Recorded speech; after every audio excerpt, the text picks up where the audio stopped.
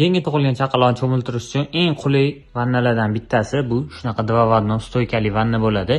Bemalol turib cho'miltirishga mo'ljallangan. Bu vannamizni chillaksida sizlar kutmagan narsa qilib beramiz. Videoni oxirigacha ko'rsanglar, hamma funksiyasini ko'rsatib beraman. Ikki qismiga keladigan bo'lsak, bolani yo'rgaydigan joyi plyonkali material bo'ladi. Artib ishlatishligi juda ham qulay.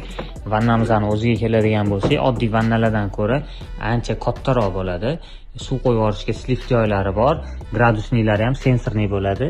Suvni gradusini ko'rsatib turadi. Yana qo'shimchasiga narsalarni qo'yishga yonida karmashkasi, tagida sochuvlarni qo'yishga joyi ham bor.